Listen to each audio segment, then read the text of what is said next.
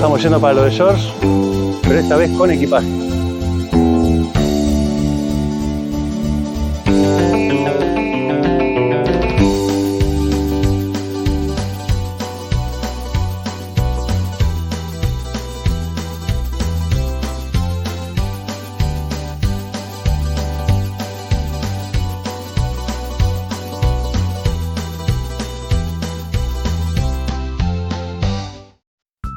Bienvenidos a Liverpool. El objetivo de este viaje es dejar la guía más completa de los lugares emblemáticos de los Beatles en un solo video. Vamos a repasar sus historias, sus casas, escuelas, recitales, sesiones fotográficas y mucho más. Ponelo en el televisor, relájate en el sillón porque esto va a ser largo e intenso. Búscate un cafecito, un vino o lo que más te guste. Y prepárate, porque vamos a conocer los inicios de la banda más importante de la historia. Esto es la guía definitiva. Y comienza con un 1, 2, 3, 4.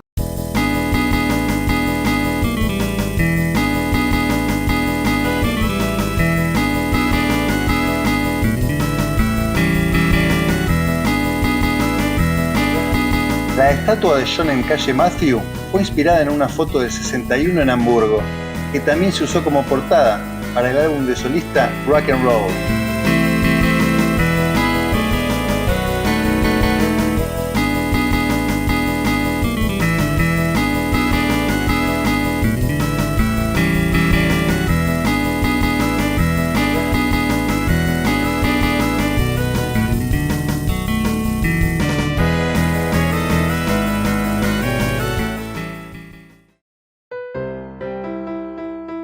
Nació en el año 40 en el Hospital de Maternidad de Liverpool.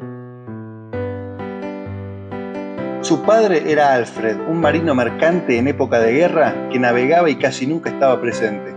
Su madre era Julia, una mujer cálida y divertida, pero también inestable. Esta es la primera casa de John. Entre sus pocos recuerdos, la pared de ladrillos, las cortinas siempre cerradas y un cuadro de un caballo con carruaje. Alfred dejó de enviar dinero y se ausentó un tiempo, provocando el fin de la relación. Julia vivió con John poco tiempo en el cottage, propiedad de su cuñado. Rehizo su vida sentimental y se emparejó con un camarero llamado Bobby Dykins. La primera escuela de John fue Mospitz Lane, aunque asistió pocos meses.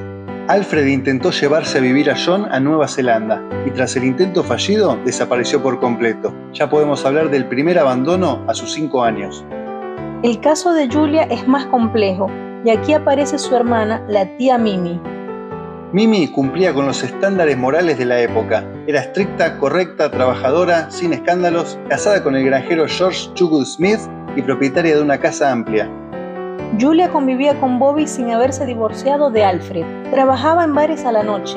Vivía en una casa chica en la que compartía cama con su nueva pareja y con John. Mimi desaprobaba todo esto. Hizo la denuncia en servicios sociales y consiguió la custodia de John, quien se mudó con ella y George. Ahí tenemos el segundo abandono. En la avenida Menlove 251 es donde se crió. Antes le ponían nombre a las casas. Esta era Mendips.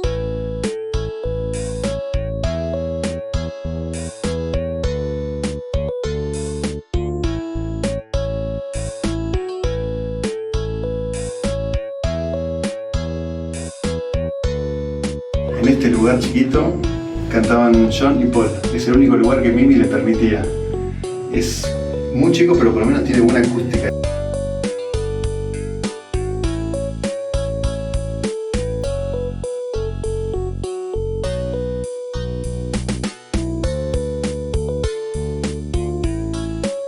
Por ahí estaba la tía Ann y acá John con el primo.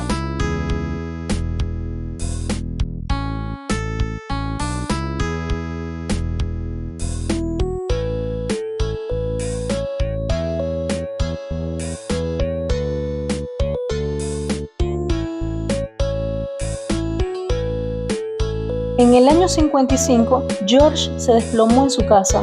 Murió debido a una hemorragia hepática, dejando a John sin figura paterna a sus 14 años.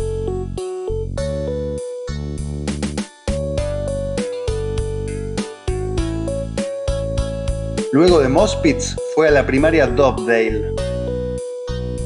De ahí a la secundaria Quarry Bank, donde formó con amigos el grupo de Quarrymen, que con el tiempo fue cambiando de nombre e integrantes hasta llegar a los Beatles. Llegamos al 1 de Bloomfield.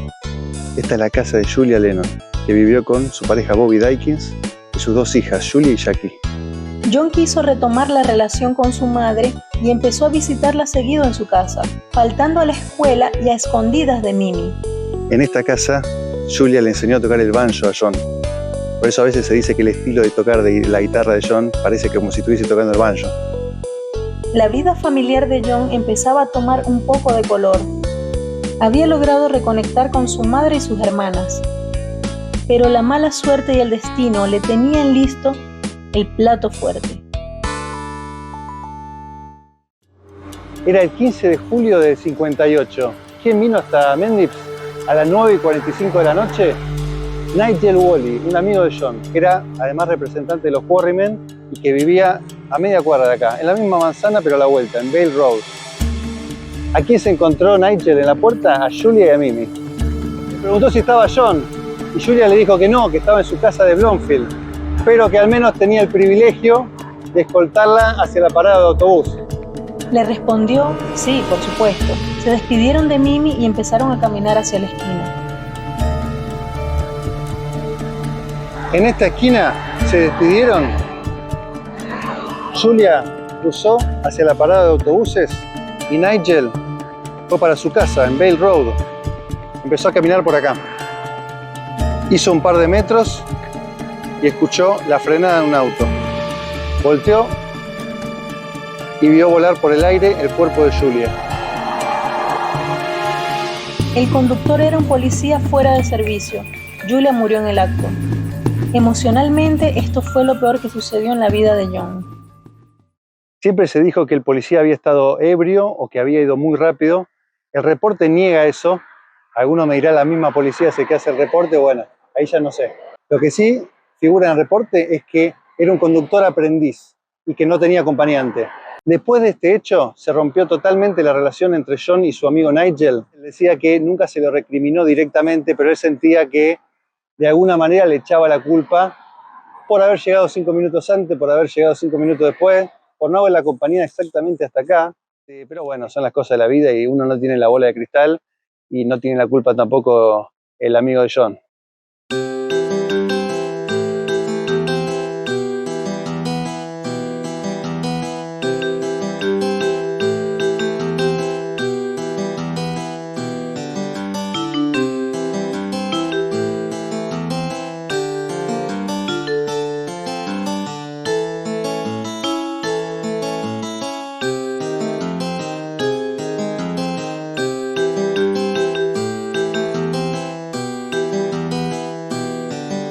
Mami es por Julia y debajo sus hijos en orden cronológico. A John ya lo conocen, Julie y Jackie son las hijas con Bobby Dykins. Pero ¿quién es Victoria? Victoria Elizabeth Lennon nació 5 años después de John, en el 45. Fue concebida por una infidelidad con un soldado galés llamado Taffy Williams, mientras su esposo Alfred navegaba. Para su familia, esto era una vergüenza inadmisible y presionaron para que la den a adopción. Victoria fue criada por una pareja que cambió su nombre a Lillian Ingrid Marie Pedersen y ocultaron su historia. Vivieron en Crosby, al norte de Liverpool. En el año 66, Ingrid tenía 21 años, quería casarse y necesitaba su certificado de nacimiento. Entre los documentos familiares había un acta de adopción que decía Victoria Elizabeth Lennon, hija de Julia Lennon. Sí, su hermano era el de los Beatles. Por lealtad a quienes la criaron, prometió no contarlo y empezó a juntar a escondidas recortes de John. Mientras tanto, desde Londres, alguien publicaba anuncios en periódicos y contrataba detectives privados para dar con ella, pero con ese nombre era imposible. Ingrid estaba cerca, pero Victoria era un fantasma. En el año 98 murió su madre adoptiva. Era el momento de hablar. Ingrid Pedersen's real name is Victoria Lennon. She is John Lennon's sister. In a way, it is too late now, isn't it? Because you're never going to know your brother John. No. But I hope to meet his sisters, my sisters, and any other relative that would like to meet me. And Yoko? If she's willing, yes. She's the sister-in-law. Yes, you should meet your sister-in-law.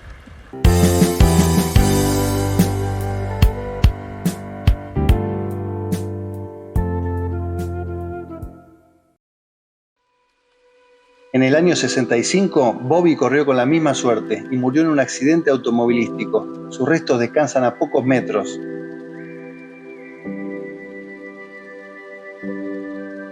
En el 57, John fue a la escuela de arte donde conoció a Cynthia Powell, quien luego sería su primera esposa.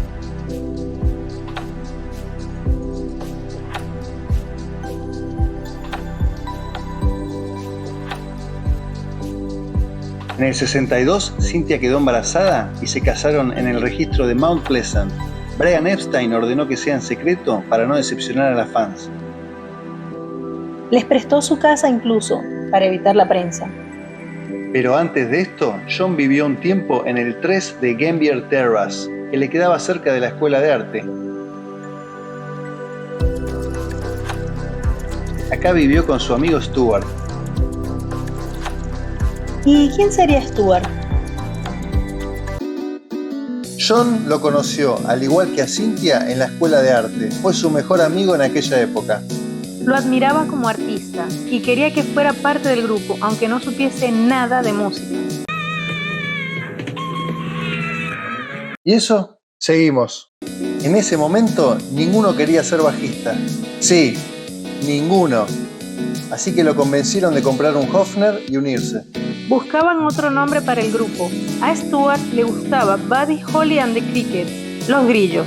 Adivinen cuál se le ocurrió. The Beatles, los escarabajos. Luego John cambió una E por una A, formando una palabra nueva que se oía igual, pero a la vista unía beat de ritmo con escarabajos. En Hamburgo, se enamoró de la alemana Astrid, la primer fotógrafa profesional del grupo.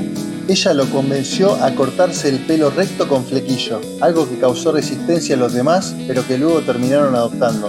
El corte mop top se convirtió años más tarde en el símbolo visual de la Beatlemanía. Tocó durante 1 año y medio, pero nunca fue lo suyo, y en el 61 dejó el grupo para dedicarse a la pintura. Quedando solo 4 integrantes, Paul asumió el rol de bajista. En el 62, los Beatles volvieron a Hamburgo para otra residencia con shows.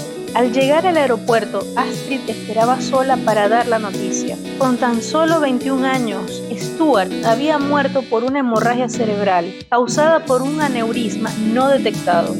Sí, cartón lleno. Ahora su amigo. Stuart no llegó a conocer el éxito de los Beatles.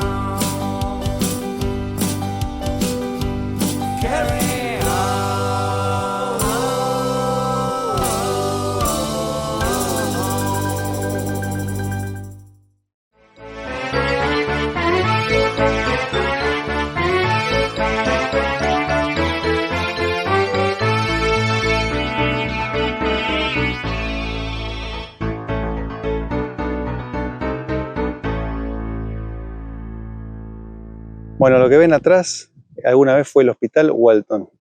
¿Quién trabajaba acá? Una enfermera y partera llamada Mary, y decidió tener en su lugar de trabajo a su propio hijo. ¿Quién fue ese hijo? Conozcamos a la familia de Paul.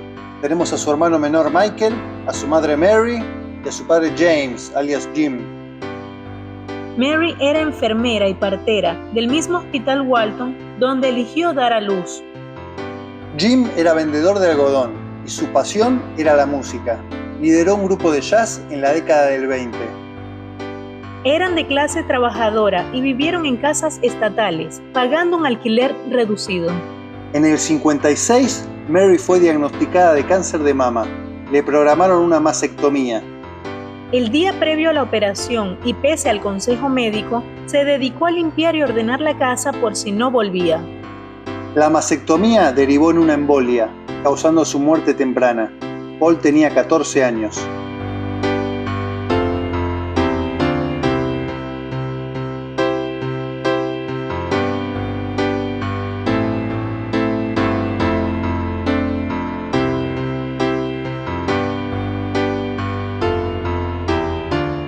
Le había dicho a su hermana, luego de la extrema unción, que le hubiese encantado ver crecer a los niños. Días después, Paul escribió su primera canción, I Lost My Little Girl, que al tiempo se dio cuenta que era por su madre. Incluso en Yesterday, aquella frase de ¿por qué ella se tuvo que ir? No sé, no lo dijo, lo llevó a reflexionar sobre la inspiración real. En el 68 sufría de mucho estrés y en un sueño apareció Mary para aconsejarlo. Le dijo, no te preocupes, va a estar todo bien, solo déjalo ser.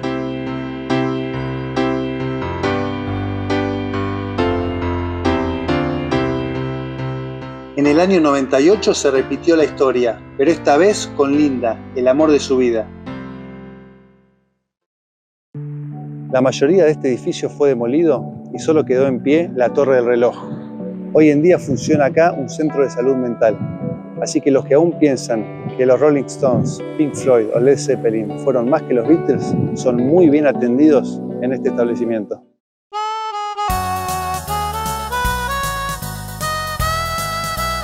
Esta fue su primera casa, aunque estuvo solo unos meses. La familia de Paul fue la que más se mudó.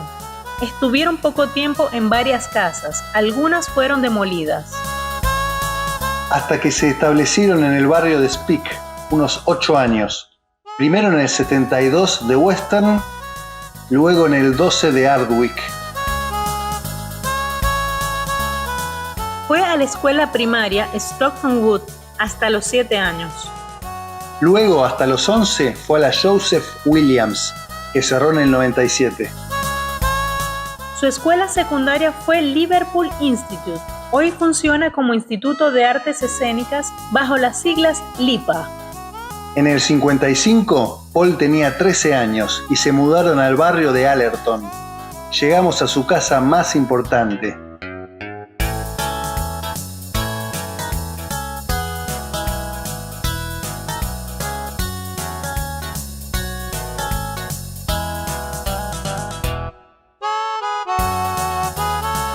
Compusieron canciones como She Loves You y I Saw Her Standing There.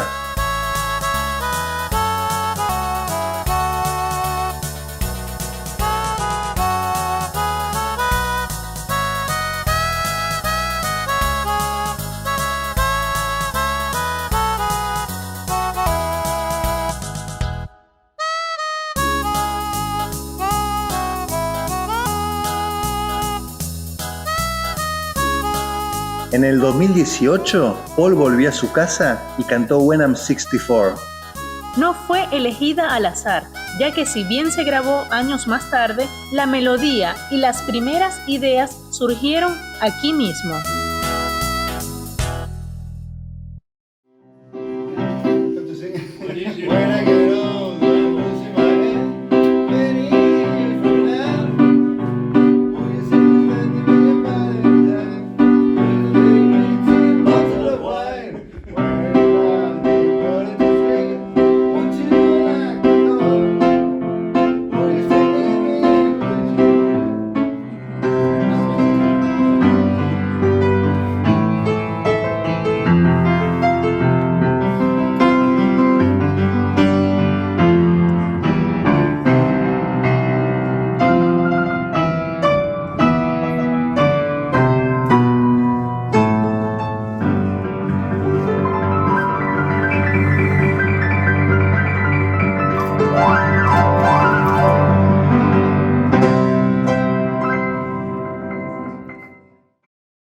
Bueno, recién salimos de la casa de Paul. Tengo que admitir que la canción Let It Be la he tocado 1.000.000 de veces. Es la primera canción que aprendí en mi vida. La debo haber tocado no sé cuántas veces realmente. No me salía de los nervios de estar en ese lugar tan especial. Todavía estoy temblando. Quería dejar esa impresión. La verdad que esto fue impresionante.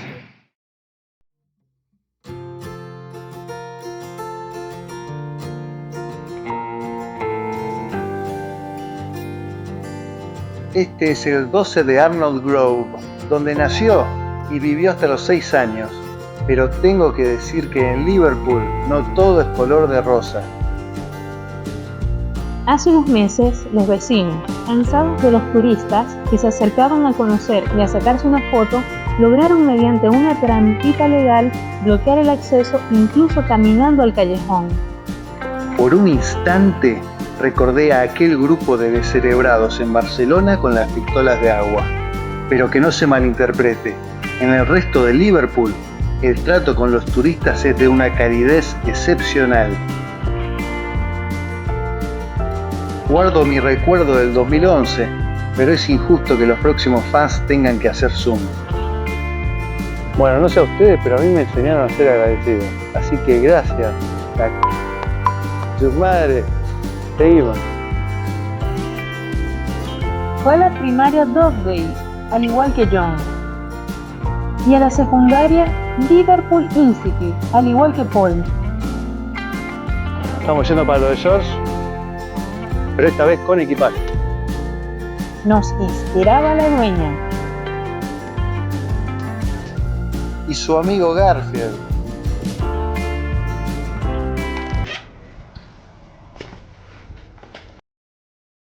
Vení, empecemos por el baño. No hay un lugar más lindo por donde empezar. Yo sé por qué te lo digo. Primero conozcamos a los Harrison. Tenemos a los hijos Harry, Louise, George y Peter. Luego la madre Louise y el padre Harold. Su madre trabajó en una tienda de comestibles. Su padre fue tripulante en la marina mercante y luego conductor de autobuses. Louise era la hermana mayor. Luego Harry, luego Peter y por último George. Al igual que los otros Beatles, se crió durante la Segunda Guerra Mundial, con bombardeos alemanes en Liverpool. Esta foto se sacó enfrente a su primera casa, junto a sus hermanos y al lado de un refugio antiaéreo. Saluda a George. Los inviernos eran tan fríos que las ventanas se cubrían de hielo. Usaban una estufa de carbón y para dormir ponían botellas de agua caliente en la cama. El único inodoro quedaba fuera de la casa. Para los más chicos, ir por la madrugada era inviable. Tenía que usar un recipiente que le dejaban en lo alto de las escaleras. Para asearse había una bañera de zinc colgada en la pared del patio, que debían ingresar y llenar con agua caliente de ollas y teteras. A sus 6 años se mudaron al 25 de Upton Green. George corrió por la casa todo el día de la felicidad. Era una casa más grande, más habitaciones, un jardín amplio, pero lo más importante...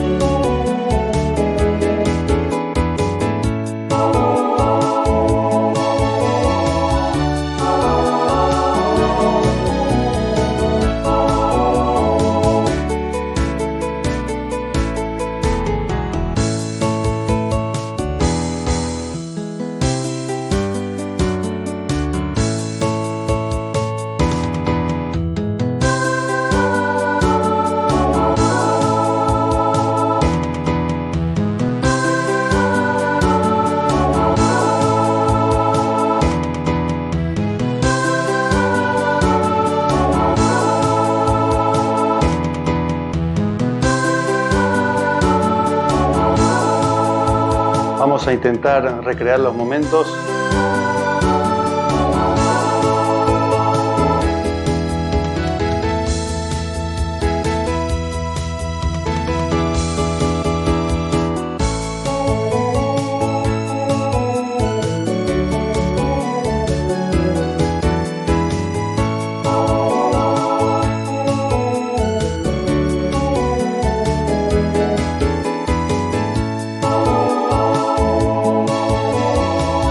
Los grifos son los originales y están separados en agua caliente y agua fría, haciendo imposible nivelar la temperatura del agua.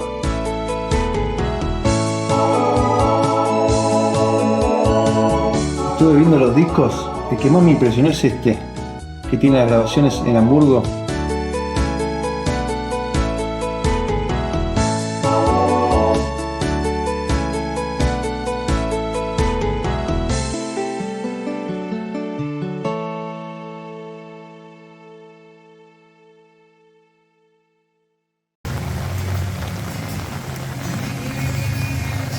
Tres grados bajo cero y miren.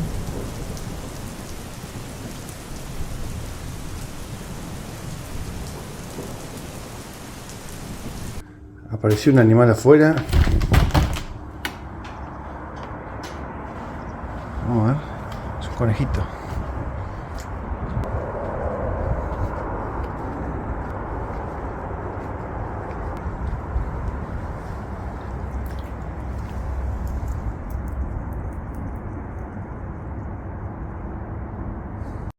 Este instrumento rarísimo se llama T-chest bass y es lo que tocaban en el estilo de los Quarrymen. Lo que yo no lo entiendo, ¿viste? Porque hago así, suena la misma nota, no sé cómo funciona esto. Te sale mejor que a mí, ¿eh?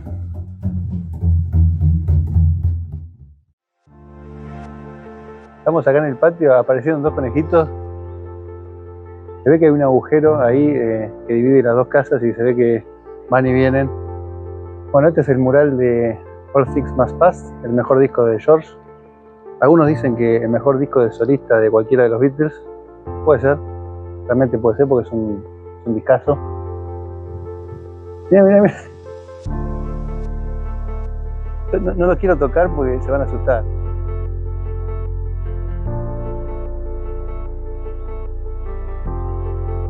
Vivió un año en Maquets antes de mudarse a Londres.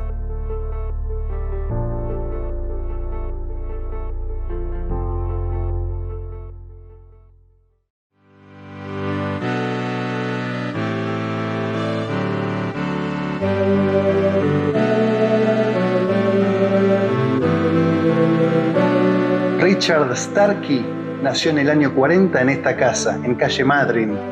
Le decían Richie. A los 3 años, sus padres Richard y Elsie terminaron su relación. Al poco tiempo, Elsie se mudó a otra casa cercana con él. Tenemos que hablar de abandono, ya que luego de esto, su padre desapareció por completo. Fue a la primaria St. Silas, en el mismo barrio del Dingle.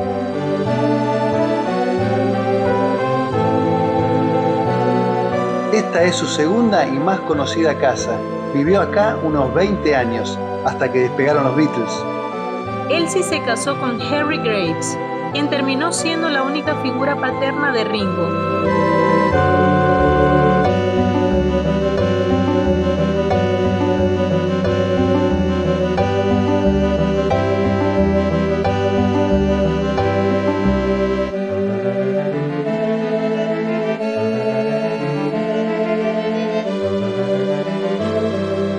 Fue a la secundaria Dingle Vale, hoy se llama King's Leadership Academy. Tuvo que abandonar y ahora nos toca hablar de su salud. Bueno, empecemos. Con ustedes, nuestro querido Ringo. No, ese no es.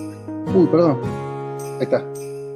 A los 6 años tuvo apendicitis, que derivó en una peritonitis. Estuvo un año internado. A los 13 años volvieron los problemas. Esta vez tuberculosis. Pasó 2 años postrado en una cama de hospital. Para estimular la motricidad de los chicos y que no se aburran, daban clases de manualidades y de música. Un día entró una señora con instrumentos de percusión, panderetas, maracas y un tambor. ¿Y ahora quién se lo saca? Aprendió a seguir ritmos y luego se integró a la banda del hospital. Cuando pudo salir, no logró retomar los estudios y trabajó en una fábrica.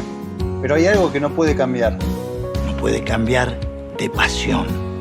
Su padrastro Harry le regaló una batería usada que le sirvió para tocar con grupos locales. ¿Cuántas chances habían de que aquel chico postrado en la cama con un tambor sea el baterista del grupo más importante de la historia? Y el más famoso. Una sola.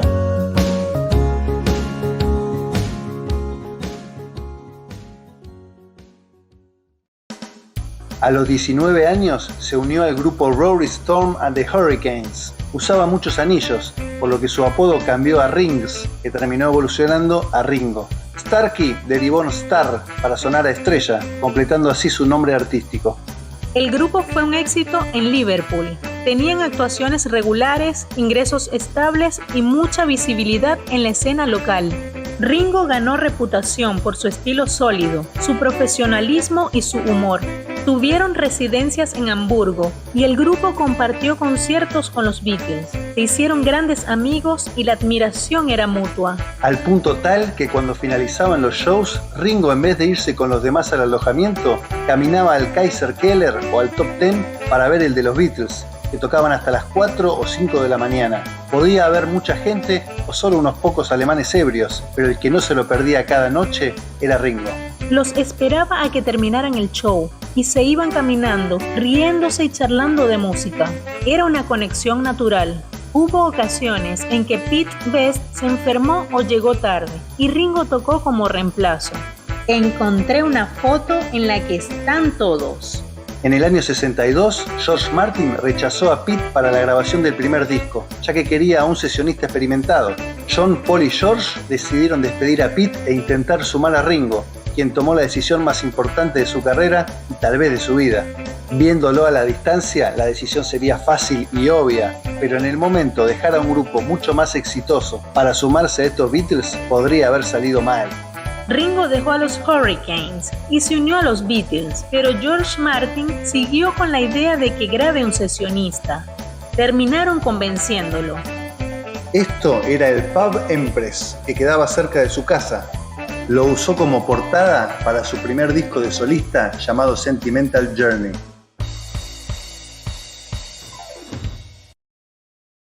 Pudimos ingresar a las casas más importantes de 3 de los Beatles. La de Ringo parece estar hace años en refacciones con el baldecito, pero ¿tanto tiempo para pintar eso? No, hay algo que no estamos viendo.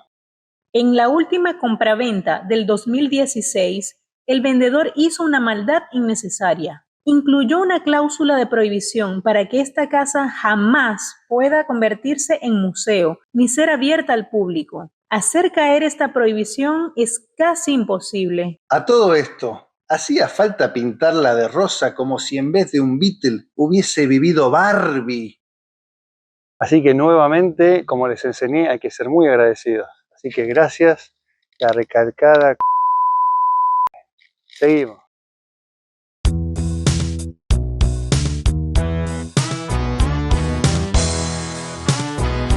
En el año 54, Paul y George vivían en el barrio de Speke, de hecho muy cerca, a unas 2 cuadras. Ambos cursaban en el Liverpool Institute, en distintas clases. Se conocieron dentro del autobús, línea 86, de camino al colegio. Paul se subía primero y en otra parada George. Tenían muchas cosas en común y se hicieron rápidamente amigos. Bueno, estamos en el lugar más polémico de todo el video porque esto no está confirmado, no está chequeado. No voy a ser yo quien lo confirme, pero acá sería, en el 85 de Woolton Road, el lugar en donde se vieron por primera vez John y Paul, que incluso intercambiaron unas pocas palabras. Según el historiador Beatle, Mark Lewison, Paul cuenta en privado que cuando era repartidor de periódicos llegó a este local en bicicleta y se encontró a John en la vereda saliendo. Hablaron poco, algún comentario simple entre dos desconocidos. El que refuerza esta teoría es Bono.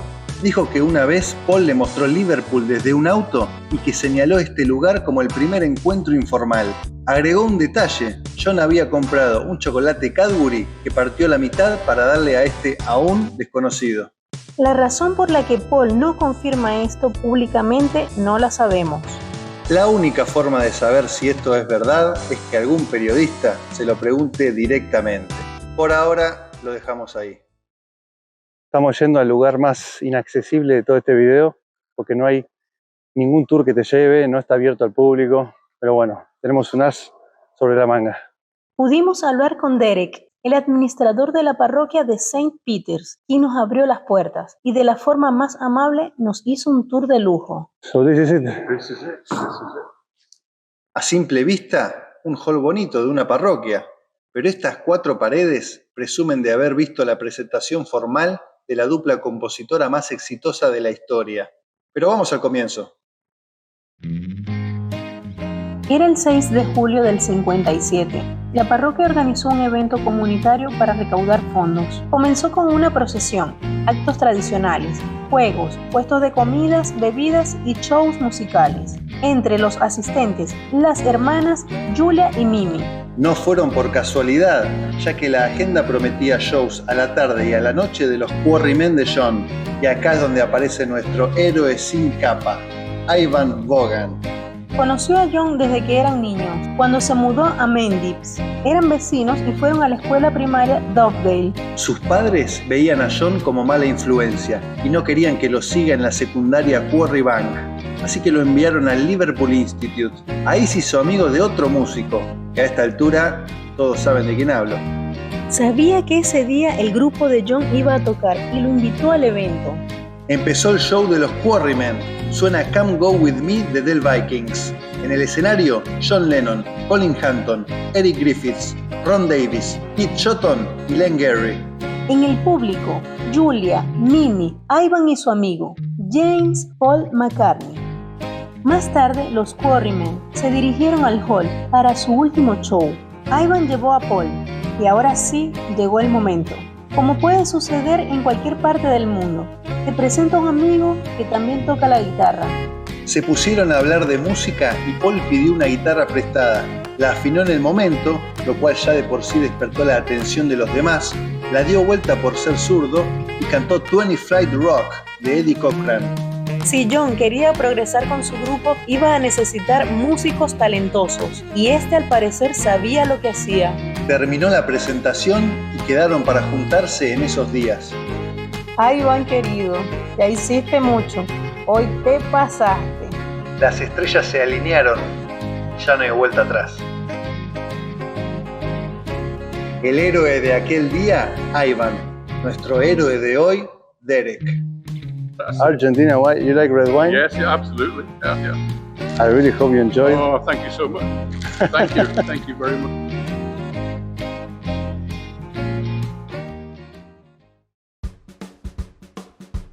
Como te contamos en el primer capítulo, John conoció a Stuart en la escuela de arte, poco tiempo después de conocer a Paul. Los Quarrymen necesitaban un buen guitarrista, sobre todo para hacer los solos, algo en lo que John y Paul aún no eran habilidosos. En la parte de arriba de un autobús de 2 pisos por el barrio de Woolton, a la noche y sin más pasajeros, Paul hizo la presentación. John tenía sus dudas porque era más chico, y George tocó una difícil, Ronchi. Pasó la audición. Bienvenido al grupo. En el año 59, una emprendedora cultural llamada Mona Best decidió abrir un café musical en el sótano de su casa, el Casbah Coffee Club. Allí los Quarrymen tocaron en la inauguración y conocieron a su hijo Pete, quien luego sería su baterista. Los Beatles se hicieron amigos de Ringo en Hamburgo, pero hubo un encuentro casual anterior a esto en Liverpool. Ringo ingresó al bar Jacaranda con los de su grupo Rory Storm and the Hurricanes. Bajó al sótano y vio a John y a Paul enseñándole a tocar el bajo a Stuart. Como el grupo de Ringo comenzaba a tener éxito y se veían como profesionales, estos Beatles amateurs no le dieron una buena primera impresión.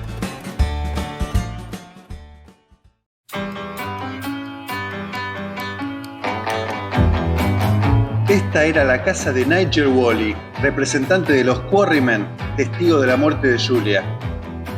Vamos a hablar de Alan Williams, el hombre que dejó ir a los Beatles.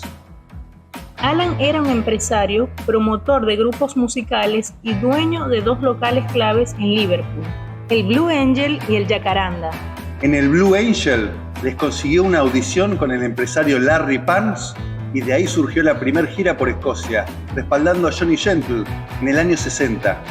Luego les consiguió un contrato para residir y tocar en Hamburgo, pero les faltaba un baterista fijo, con disponibilidad y set completo de batería. Habían conocido a Pete Best en el Casbah, lo llamaron para audicionar y se quedó con el puesto. Acá tocaron unas 12 veces. Los lunes, la banda local se tomaba el día y Alan Williams mandaba a estos Beatles prematuros para el peor día de la semana. ¿Cómo les pagaba? Con comida y bebidas, nada de dinero. Este mural fue pintado por John y Stuart. Hay una anécdota graciosa de Alan que cuenta que un lunes estaban tocando en el sótano y subió George a pedirle un trapeador y él le dijo, pero si está limpio abajo. No, es que lo necesitamos. Bueno, está bien, le dio el trapeador y después bajó por curiosidad a ver por qué lo había pedido. Tenían los trapeadores atados a los micrófonos, o sea, lo estaban usando como pie de micrófono y algunas chicas sosteniéndolo para que puedan tocar. El under, sí, también en los Beatles.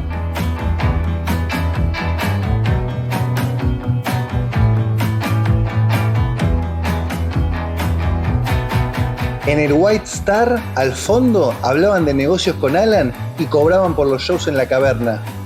La gira del 61 fue autogestionada por ellos y se negaron a pagarle la comisión del 10%, lo que provocó su enojo y la ruptura definitiva.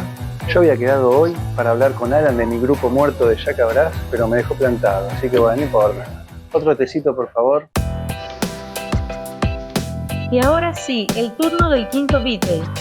Esto que ven fue en su momento una clínica de maternidad privada y acá nació nuestro querido Brian Samuel Epstein.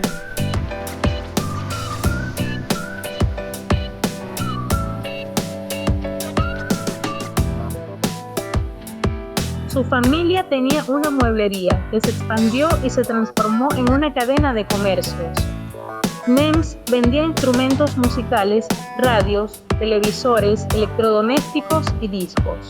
Está todo muy cambiado, pero podemos tomar como referencia este edificio de la derecha.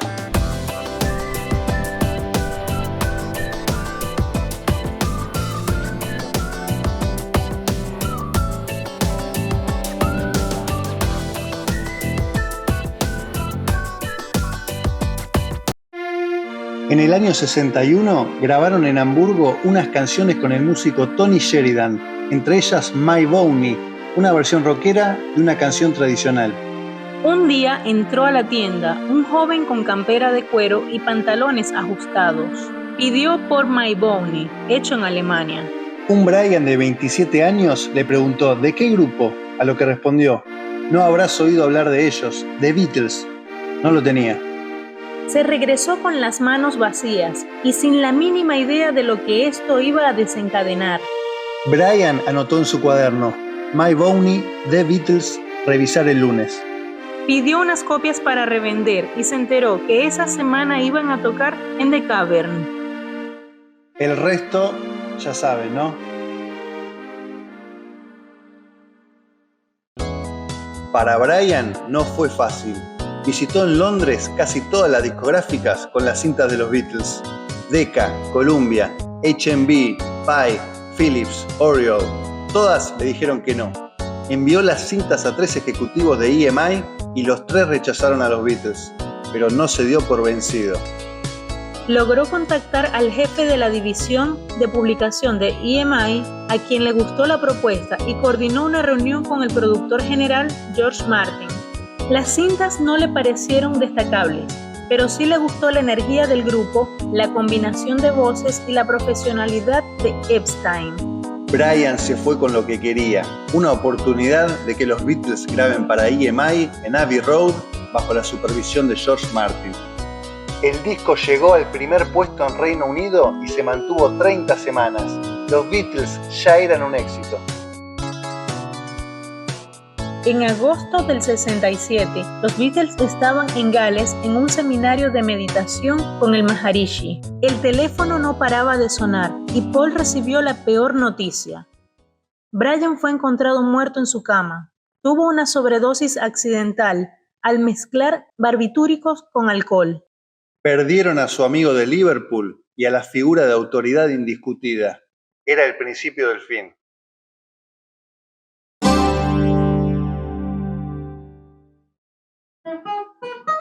Esto que vemos era el estudio de grabación Percy Phillips.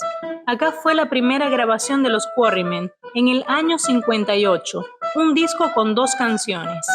En un lado, That'll Be the Day, un cover de Buddy Holly. En el otro, In Spite of All the Danger, la primera canción compuesta por el grupo, con la particularidad de ser la única con los créditos McCartney-Harrison.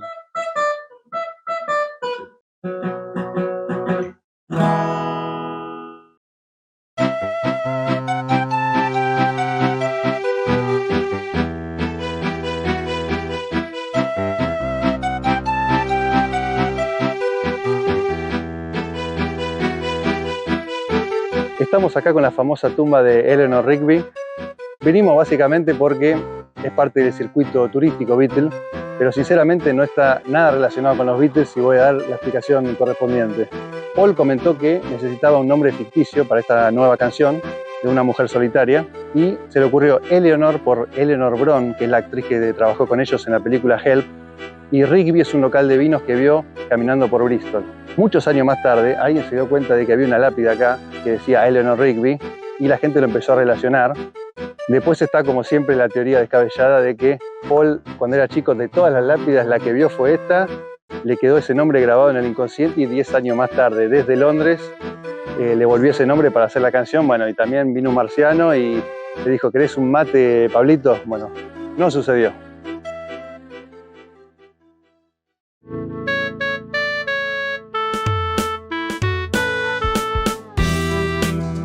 Strawberry Field era un hogar infantil del Ejército de Salvación. John vivía cerca y lo usaba como espacio para jugar y despejarse. No era de acceso público, así que ingresaba saltando el muro.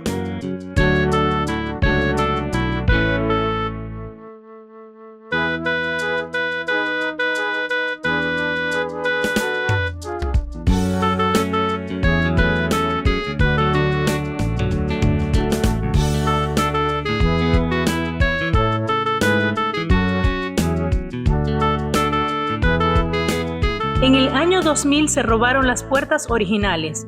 La policía las recuperó un día después. Para que no vuelva a suceder, las guardan dentro, dejando por fuera una réplica.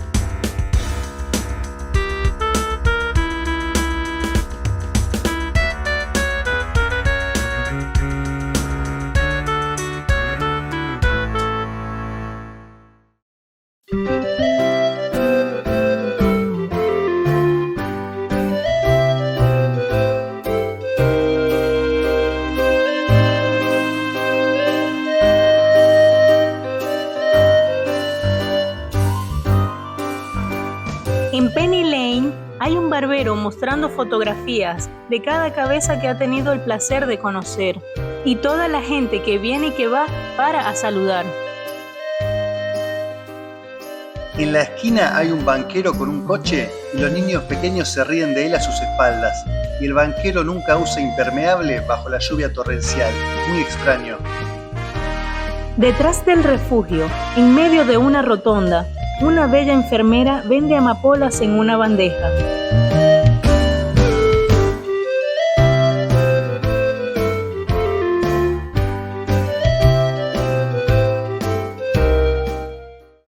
Bueno, basta de cementerios, hospitales, escuelas. Vamos a divertirnos un poco. Ahora sí.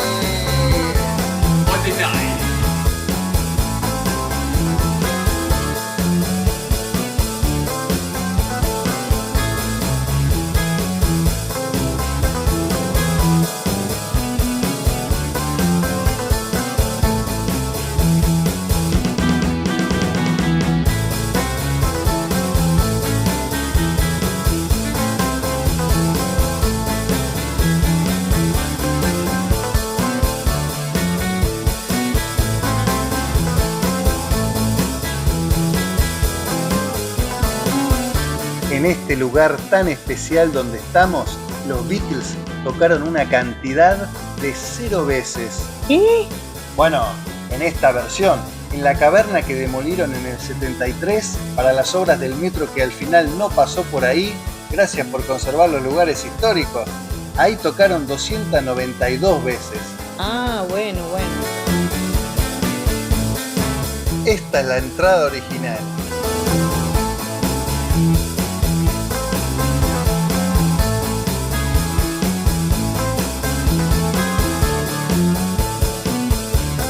Bueno, llegamos al bar favorito de John.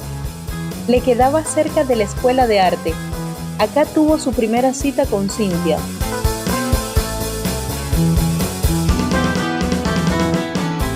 Hay una foto de John justo acá en la puerta. Y después hay otra acá con Cynthia. Todo esto que está acá no estaba, toda la pared de ladrillo, estaba todo abierto esta zona. Y después estaba sentado exactamente ahí.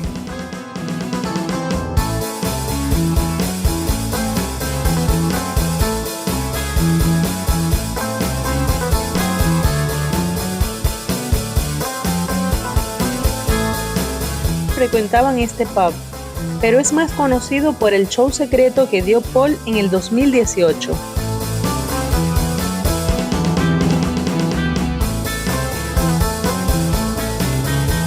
Hay una frase que se le atribuye a John de que el precio de la fama es no poder tomarse una pinta en el film. Como no somos famosos, nos tomamos la pinta por vos, John. ¡Salute! Acá venían a tomar algo antes de tocar en la caverna, para calentar motores. ¿Y por qué no tomaban en la caverna? Porque ahí no vendían alcohol, y a estos muchachos con jugo de pomelo no los convencía. Habían varias mesas disponibles, pero nos interesaba una en especial.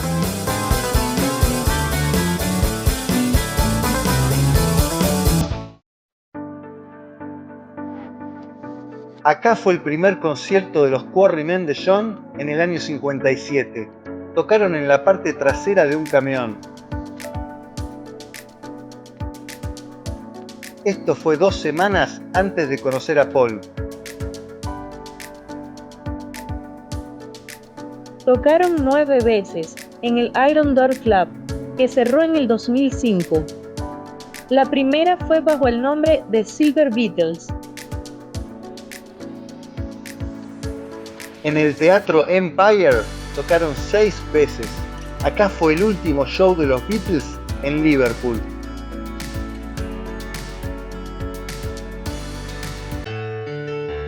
Si hay algo que no tengo de rockero es la impuntualidad. No me gusta fallar y prefiero salir con tiempo, pero hacerlo con 2 grados de temperatura y llovizna parecía ser una idea bastante tonta. Hasta que se abrió la puerta y una señora muy amable nos invitó a pasar, ofreciéndonos té y café mientras esperábamos al guía. Resultó ser Bonita, la hija de Pete Best. Nos comentó del Casbah, del barrio y por supuesto de su padre. Hello Argentina, from Liverpool. Los Quarrymen inauguraron el Casbah en el 59, con la condición de que pinten y decoren el lugar. La dueña Mona pintó el dragón. John pintó el techo de la sala azteca.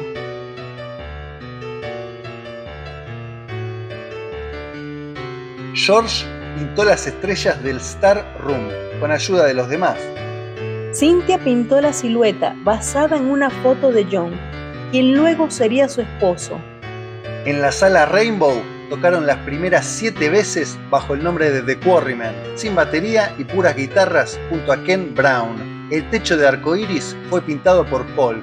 Un año después, tras la gira en Hamburgo, volvieron al Casbah, pero esta vez como los Beatles, con Pete y Stuart. La sala Rainbow les quedaba chica. Tocaron en la nueva sala Spider.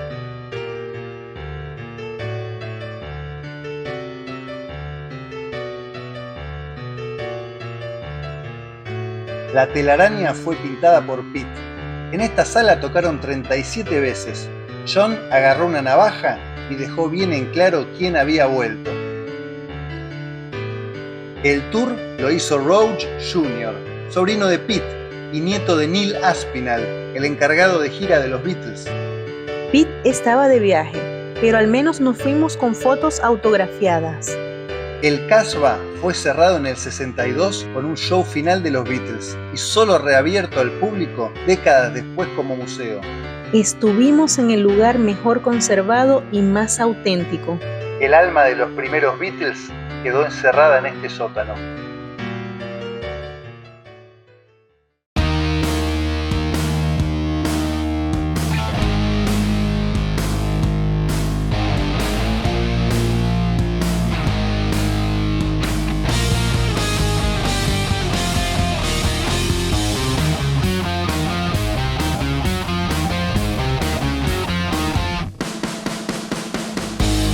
Though I never seen you smile, though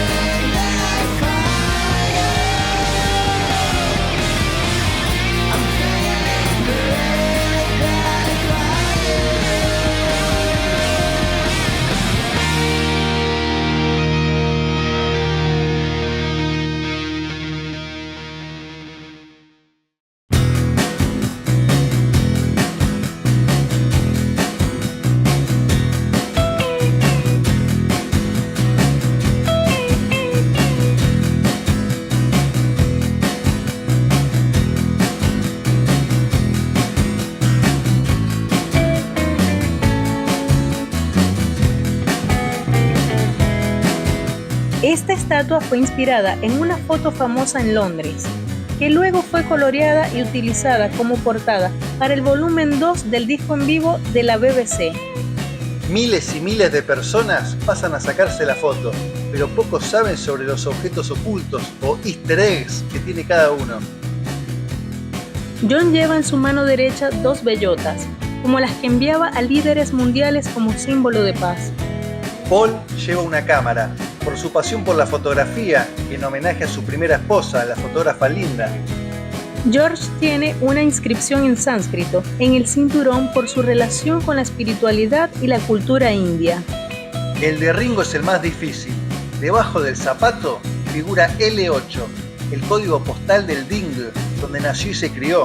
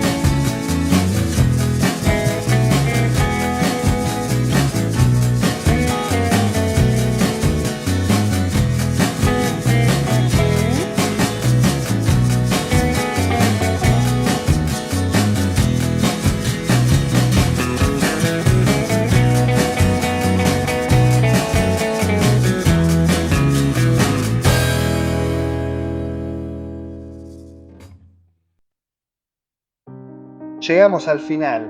Ojalá que lo hayan disfrutado tanto como nosotros. Logramos revivir al menos un poco de lo que surgió acá hace 70 años y que terminó revolucionando el mundo. Liverpool tiene algo especial. No es una ciudad imponente como Londres, Nueva York, París. Hay muchas casas adosadas y pocos rascacielos. La gente es muy cálida, humilde, se conocen entre sí.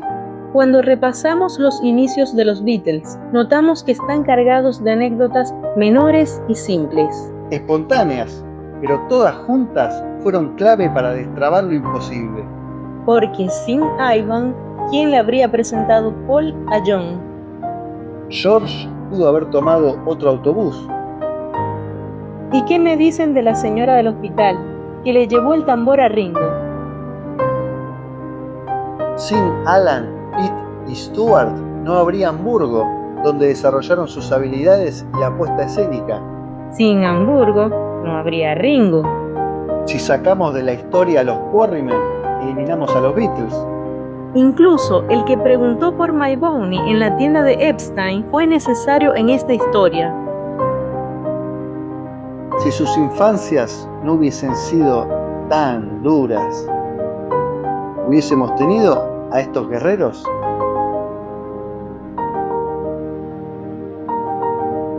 Dispuestos a comerse el mundo. Y pedir postre. No sé. Lo que sí sé es que tenemos mucha suerte de que hayan existido. Oh,